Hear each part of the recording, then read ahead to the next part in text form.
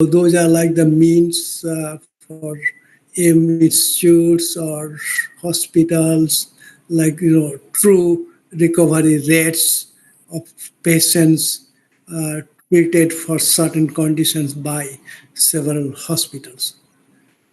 So it is important to accurately estimate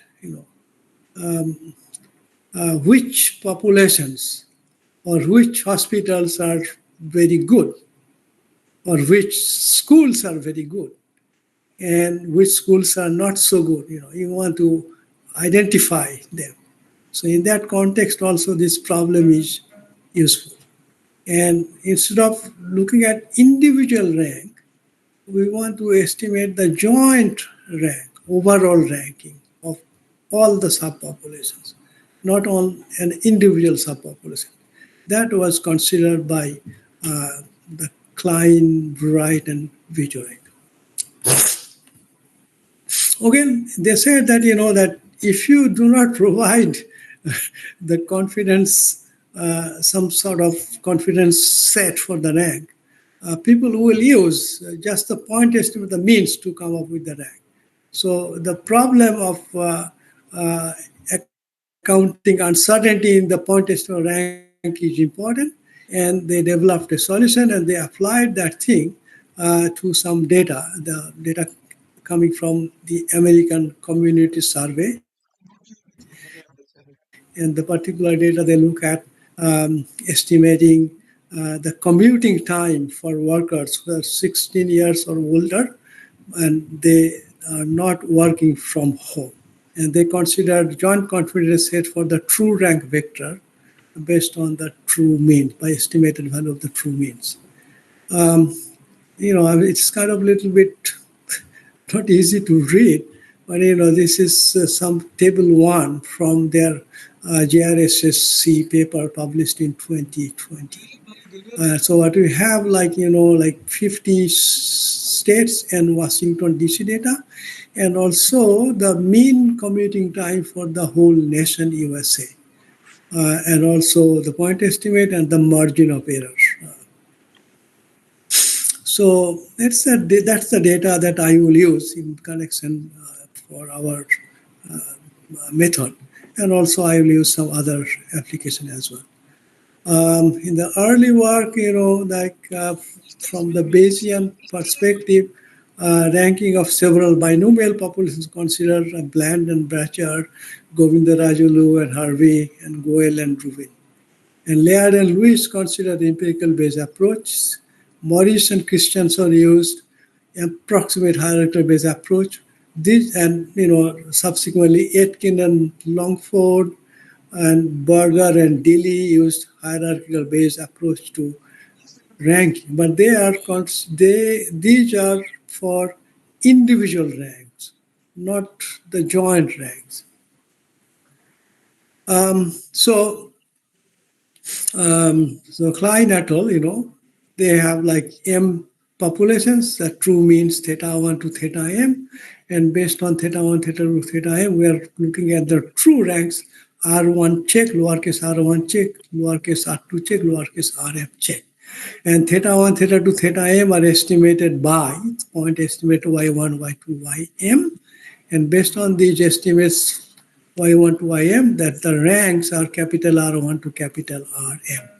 So estimates of the true ranks, R1 check to Rm check are R1 to capital Rm, and they ignore any error in the estimates y1 to ym. So to account for that uncertainty in the estimated ranks capital R1 to capital Rm, that this following model was used. The KWW assumed that yi's are independently distributed, normal, mean, theta I, variance di, and di is known. And that based on survey data, if you have reasonably large sample size, then this may hold at least approximately normal, okay? And based on this thing, they constructed uh, joint confidence set for the vector theta. And for the ith component of theta, you have this confidence interval I. And just you can apply that by take the Cartesian product of these m intervals, you can get a joint confidence set for the vector theta. And you determine gamma from alpha, assuming independence, you can find that 1 minus alpha is equal to 1 minus gamma to the power m, like that. And from that, you can find alpha.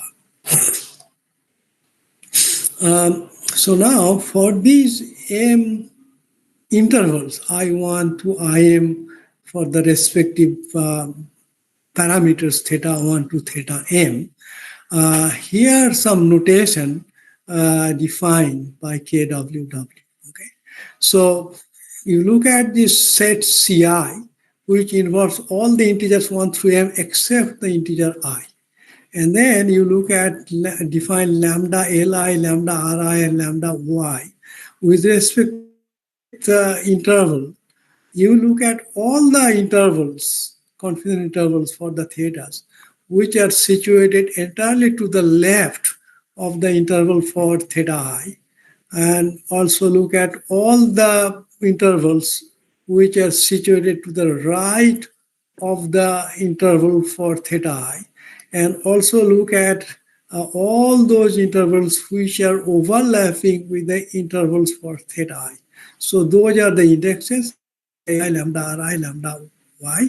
And if you take the union of these three, you will get Ci. So now they said that the joint confidence set for the rank vectors R1 to Rm is for Ri, it is in this set starting from the lowest integer, that cardinality value of lambda Li, and start add 1, and all the way you add the number of elements in this overlapped set lambda I.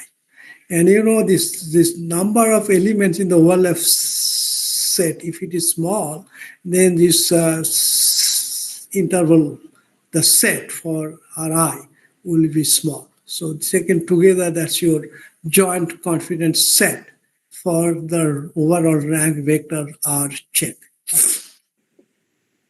And if you try to understand, say we look at a small example with m equal to 10, and then look at the let's see if I can fix this plus sign. I don't know if I make it too big, then yeah, okay. So what I have here for the fourth one, I equal to 4. And you see that there are corresponding to I equal to 8, 9, 10, which is basically Hij. Those intervals there, segments, line segments showing the interval, they're completely to the left, corresponding to the interval for 4 or D, treatment D.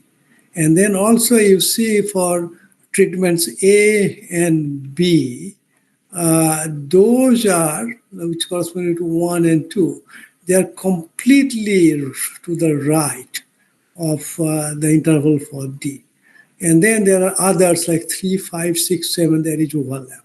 So focusing on that for the rank for treatment I equal to 4, that set, confidence set is going to be 4, 5, 6, 7, and 8. And in a similar way, you have to change, instead of I equal to 4, you look at I equal to 1, and you will get your confidence set. And that taken together will be your joint confidence set for the rank vectors. Oh, hold on. Now I have problem. I have to. So this is their solution. If you look at the rightmost column, That's their solution. Um, Now we are going to consider the Bayesian version of the problem. So what we are going to do, instead of the confidence set, we are going to look at the credible set for the means theta 1, theta 2, theta m. And from the credible set, we are going to create some sort of probability distributions for the rank vectors. Rank vectors are functions of the mean vector theta. So if you know the mean vector in the Bayesian context, you know the joint distribution of the mean vector. And from that, you can get the joint distribution of the rank vector. And once you have the joint distribution rank vector, from that, you can create a probability distribution. Since we are going to create the probability rank vector based on the theta values coming from a credible set, so taken together, we are going to introduce what is called a credible distribution for the rank vector. Okay, so basically, what we are going to do, we have some kind of model M, and based on the model M, we write down the joint posterior PDF of theta, which is pi m theta given y. And then we are going to select samples of size capital S, simulate. Select sample means simulate from the joint posterior PDF, okay? So I select S, capital S vectors of theta from this joint posterior PDF of theta. And out of these capital S that I select, suitably I select a subset of size S times 1 minus alpha. This 1 minus alpha is basically the credible coefficient for the credible set for theta. And then out of this subset of size S times 1 minus alpha of theta values, I am going to use those theta values directly, and I am just going to create ranks.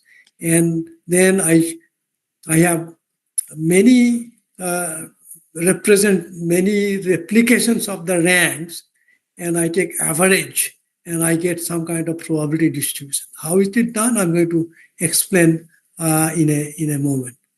Okay, so here is in the Bayesian context. I said some model M. So I have two types of models here, two Bayesian models.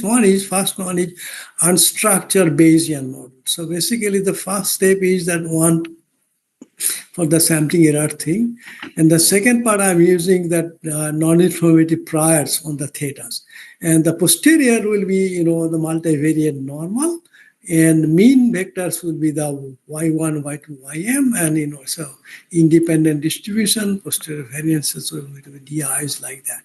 And the second part is a very popular model in smaller estimation known as Fay-Herian model. So what we do in this thing, we propose a linear regression for the theta i's based on the covariate exercise. The theta i's are normal, xi transpose beta A and A are model parameters, and we are going to use some kind of priors. We're using in this case default priors for beta and A, for beta uniform, and on A like some improper prior. So together, all these things, it is going to give us a joint posterior PDF for theta. So either based on the unstructured based model or hierarchical based model, we have a joint posterior distribution for theta. And based on the joint posterior PDF for theta, we are going to construct a credible set. How we are going to do that thing? So first I'm talking about the Cartesian credible set. What do you do? Like the way if you have a single parameter, scalar parameter, in the Bayesian version, if you have generated, say, 10,000 copies from the posterior PDF for theta, posterior theta, you just arrange them, you look at their empirical quantiles, okay? Look at the lowest fifth percentile and highest fifth percentile, and we use that thing as like a 90% credible interval. So that's basically the idea. We are going to create empirical 1 minus kappa credible intervals, and Once we have determined these the AI and BI from these quantiles, then we are looking at those sample points, the theta values, that index, which thetas are inside these things. We just look at this index and we call this index set SI. Okay, it is basically a subset of 1 to capital S, like capital S maybe 10,000. Okay, and then you just look at the intersection of all these capital SIs, okay? And now we are going to determine this size, this SJ, such that its cardinality is approximately equal to 1 minus alpha fraction of capital S.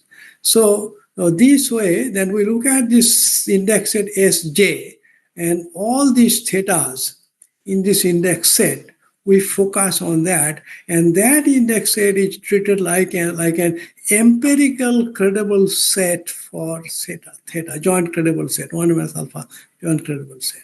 Now, once we have that, we are going to use some kind of ranking distribution. And how to create this credible set, I have this thing here, but, I'm not going to. Well, you know what? I should not skip this thing. We're talking about in the National Statistics Day. We are celebrating Professor Moharanovich's birth anniversary. So another way of creating optimal credible set is that you can create some kind of Moharanovic distance based on your selected theta values. You look at the mean and the variance, and you just line up those theta values in terms of this Moharanovic distance. I did not define this explicitly. This Moharanovic distance is somewhat related to the posterior density. Actually, approximately normal, multivariate normal. So this Moharanovic distance will is 1-to-1 corresponds with the posterior period. So the smaller the distance, bigger is the posterior period. So we just select subset of the samples of the thetas based on the Moharanovic distance. And so once we have that empirical subset of the theta values, we are going to discuss some rankings. How is this ranking is done? Okay, so we're saying that for each sample we create.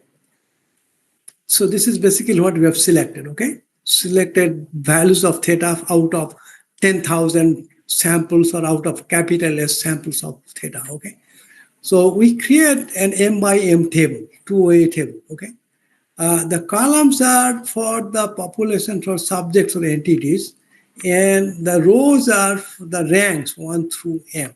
So it's an M by M matrix. So it's starting with a null matrix, and then what we do, look at a sample point, the selected point theta, and for that selected point theta M component vector, we can rank those components. Okay, so the ith component, if it has rank say ji, then we put 1 in the jith row of the ith column, and I do this thing for all I from 1 to M like that.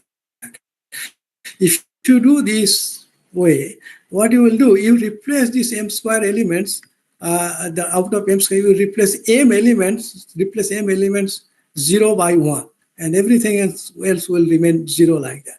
And you do this kind of tables, that S times 1 minus alpha of those tables. And then you take average of all those tables. If you look at it, that each table, the way it is, that if you have only one in each row and one in each column. So if you take that average, then if you add the rows or add any column, each row will add up to 1 and each column will add up to 1. So row is basically, each column is like a probability distribution. For the ith, if you look at the ith column is corresponding to the ith individual or entity or ith population. And wherever you have the elements in that column is going to give you the probabilities of various ranks that entity can have. So this is basically, that is our probability distribution. It came from the credible set. We are calling it empirical credible distribution. Okay, so how to, and then you can do certain things based on estimated posterior PDF. Since I don't have much time, I skip all those things. So I'm going to discuss one example. This is a popular example in the baseball. This example was considered by Efron and Morris. So they look at the batting averages of 18 Major League Baseball batters from their first 45 at bats in the 1970 baseball season, and they use that thing to predict the performance of these 18 players in the remainder of the season. Okay, so they assume based on sample size 45, yi is the proportion, approximately normal, binomial thing. Normal mean theta I and variance theta I times 1 by theta I by 45 sample size, and you estimate theta I by yi. So basically, that is the data. And based on that, if you apply the ranking by Klein et al., that frequentist thing, what you'll find, these professional players, they're kind of close to each other.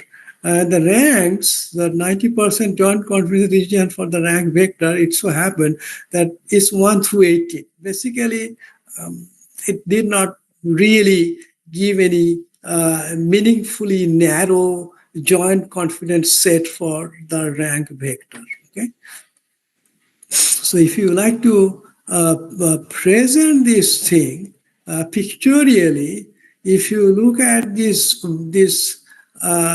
orange yellow color line segment, and you see that I have this index P1 through P18. So those are the 18 players. So for P1, if you see that on the vertical axis that you have the ranks, is basically saying that player 1 can have any of the ranks 1 through 18, player 2 can have any of the ranks 1 through 18, like that. That's the frequentist solution given by this orange or yellow line segment.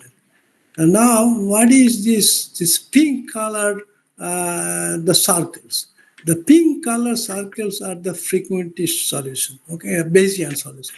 What we have, these are basically the probabilities, okay? There's some kind of scale I have here. The bigger is the size of the circle, that means the bigger the probability. Like for player 1, it can have rank 18, with big probability, then rank 17 with slightly smaller probability, like that. And if you go down here, these probabilities kind of progressively smaller and smaller. Or on the other hand, if you go to player 18, it says that it can have rank 1 with a large probability, rank 2 slightly smaller probability, like that. And you can see that beyond, like, say, rank 12, you do not see any mass there. So at least the Bayesian solution is actually discriminating among the ranks, and it is also telling you that for player 18, it is very likely that it will have rank 1, but it is much less likely that it will have rank 6 or 7, like that. On the other hand, the frequentist solution is giving you that it can have any rank from 1 to 18. So these are these players, these are these 18 players, and here I have some comparisons, of these ranks, because we have some kind of historical data. Using the historical data as the truth, we can kind of get the true ranks of these players. And if we compare these true ranks and based on our estimates, this absolute deviation that I have provided here, you can look at here that unstructured base, the total absolute deviation from the true rank is like 88. For the hierarchical base is like 101. For the frequentist is 108. So you know that the Bayesian version is doing slightly better compared to the frequentist version. And there are some other examples there. The commuting example here. So this is a frequentist solution. This is a frequentist solution. And then, here we have the Bayesian solution. So with the Bayesian solution, if you look at it, I'll try to enlarge it a little bit. Let's see. So the frequentist solution, we have changed the color. I'm sorry. The frequentist solution is given by this, the pink line segment. Okay. So, like we have the states, Maryland here. So Maryland has, commuting time. It's a lot of traffic here, so they take a lot of time for commuting. So it has rank, 50 or maybe 49. Um, 50 and 51 rather, okay, including Washington D.C. Then you have the New Jersey, and then you have others like New York and like that. So what we have here, that you can also see the orange circles there. These orange circles are basically for the Bayesian version, and it is kind of giving you the probability there. Okay, it is giving you the probability there. If you look at that Cartesian credible interval that we presented, like for the fourth column of this figure, that corresponding to the state of Nebraska, it says that it can have ranks 3, 4, 5, and 6 with respective probabilities like that. So those are the only possibilities. The total probability is equal to 1 here. On the other hand, if you look at the frequentist version of the solution, Nebraska can have rank anywhere from 1 through 8. So you know that the Bayesian version is a little bit more informative than the frequentist version. Or if you look at for the state of Idaho, for the frequentist version, the possible ranks are 4 through 9. Whereas if you look at the credible probabilities for Idaho here, this Idaho here, it has just only one big circle here corresponding to rank 9. So anyway, so this is basically just showing the usefulness of the Bayesian solution. Or here, I just look at a subset of 9 states from the big thing, and you know that here, like Idaho, corresponding to the frequentist solution, it can have rank 4 through 9, whereas our Bayesian solution is saying that it can have rank 9 with probability 100%. Or if you look at the state, say South Dakota, that frequentist solution is saying it can have rank 1 through 6. The Bayesian solution is saying that it can have rank 1, 2, or 3. It will have rank 1 with probability about 0.6. This rank 2 with probability 0.37, and rank 3 is like 0.0011, like that.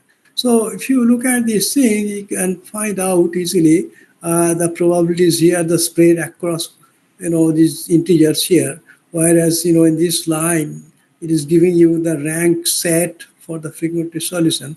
In comparison, you can find out that the Bayesian solution appeared to be substantially informative. I really do not know how much time I have. It's already 11:51 here. So please let me know. You can have 5 to 10 minutes, sir. I can? Okay, thank you very much. I know it's kind of late in India, so but Yeah. thank you, thank you. Okay, so I'll use that. So this is usefulness of the Bayesian methods. Another example, I know that Professor Ghosh is there in the audience, and we have used this data many times. Here is data on the median incomes for the U.S. state. 50 states and Washington D.C. together, like 51 small areas, and this data is coming for the 1989 income year. The data, this for the 1989 income year data came, through some survey called Current Population Survey.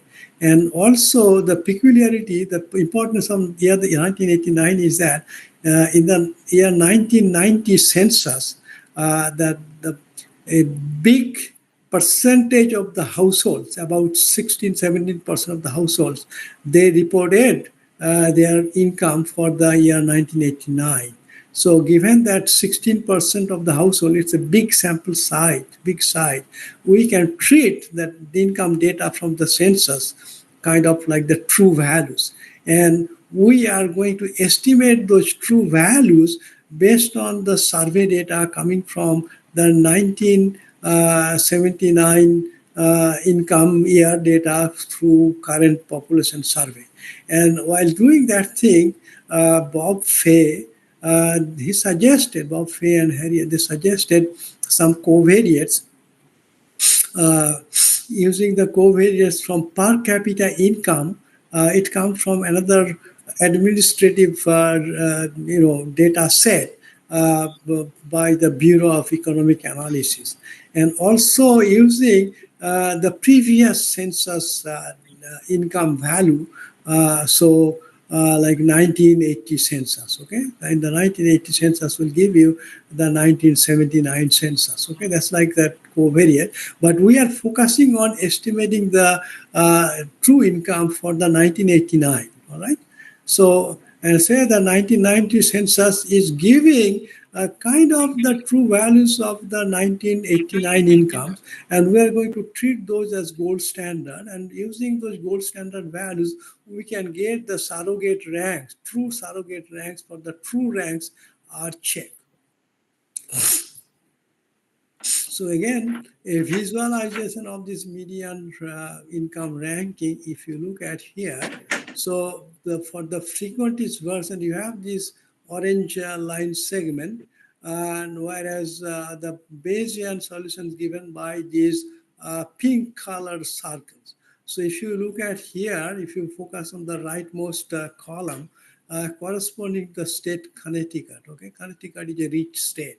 So their median income is kind of high. And if you look at here, they rank kind of high, but the rank is actually it's spread. You can see that from 1 to 51. I do not have this. I have the scale, but I really cannot read it, honestly speaking. So it's like somewhere I say 5, 10, 15, maybe like 15 through like 51, like that. That's the frequentist solution for the rank.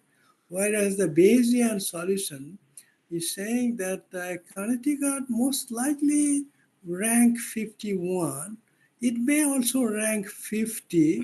It may rank 49, like that, but with probability really, really small, like that.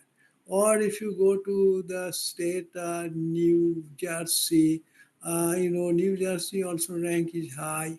Um, so you can see that the Bayesian thing is kind of more concentrated compared to the frequentist solution, okay?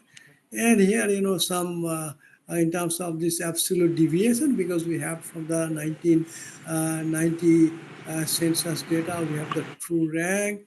And if we look at this absolute deviation of the rank I showed you earlier for the baseball example, and if you look at, we're just comparing the frequentist solution versus the Bayesian solution, hierarchical Bayes, and you know that this deviation for all the 51 states is kind of, like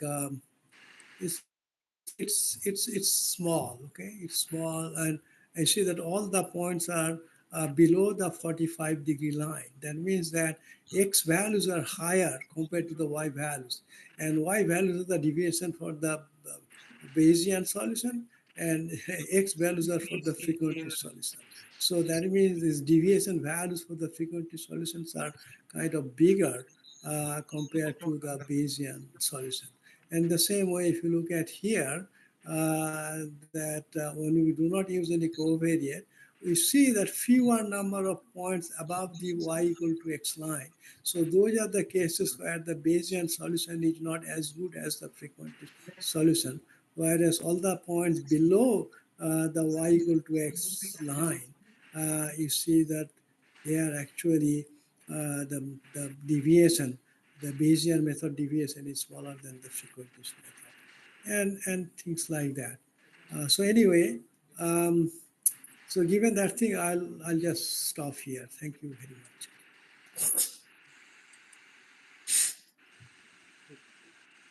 Thank you, sir. Thank Any you for your question? patience. Any question or doubt in audience?